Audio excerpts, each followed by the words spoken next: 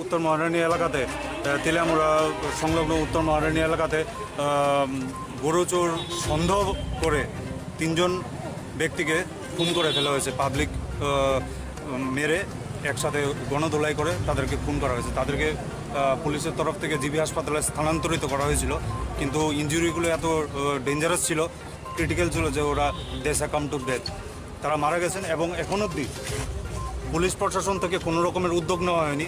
যারা ক্রিমিনাল ছিল, যারা এই মারধর করেছে, তাদের বিরুদ্ধে কোনো রকম আইনানুগ ব্যবস্থা নেওয়া হয়নি, কিংবা কাউকে ডিটেনশনও নেওয়া হয়। তো তার জন্যই আমরা আজকে প্রদেশ যুব কংগ্রেসের পক্ষ থেকে এবং আমাদের সিনিয়র নেতৃত্বরা এখানে রয়েছেন, আমাদের সঙ্গে রয়েছেন, আমরা একসাথে এসেছি। এখানে ডিআইজি অফিসের সামনে আমরা ধর্ণা প্রদর্শন করছি, যাতে অতি সত্বর যারা এই জঘন্য ঘটনা যারা করেছে তাদের প্রতি আইনানুগ ব্যবস্থা নেওয়া হোক এবং তাদেরকে অতি সত্বর যাতে কাস্টডিতে নেওয়া হোক, সেটা আমাদের দাবি। এবং আমরা আমাদের একটা প্রতিনিধি দল, আমাদের যারা সিনিয়ররা রয়েছেন, ওনারা গিয়ে দেখা করবেন ডিআইজি সাহেবের সাথে। ওইখানের মধ্যে ওনার সাথে দেখা করে তারপরে দেখা যাবে। আমাদের দাবি থাকবে যে যারা ক্রিমিনাল যারা রয়েছে তাদেরকে যাতে অতি সত্বর অ্যারেস্ট করা হয়। কারণ এই রকমের যে জিনিসটা, যে এই যে লিঞ্চিং, মব লিঞ্চিং, এরকম কালচার আগে ত্রিপুরা রাজ্যে ছিল না।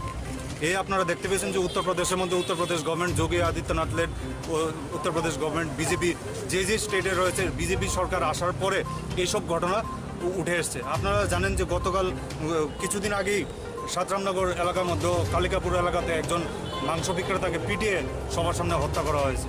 তো সেগুলো নিয়ে এখন অবধি পুলিশ প্রশাসন একেবারে নিশ্চুপ এবং তাদের তরফ থেকে কোনো রকমের ব্যবস্থা নেই। আইন শৃঙ্খলার এতটা অবনতি ঘটেছে এই বিজেপি সরকারের চলাকালীন। তার জন্য আমাদের দাবি যে যারা যারা এইসব ঘটনাতে অভিযুক্তরা রয়েছেন তাদেরকে যাতে অতি সত্বর যাতে তাদের উপর আইনানুগ ব্যবস্থা নেওয়া হয় এবং তাদেরকে গ্রেফতার করা হয়।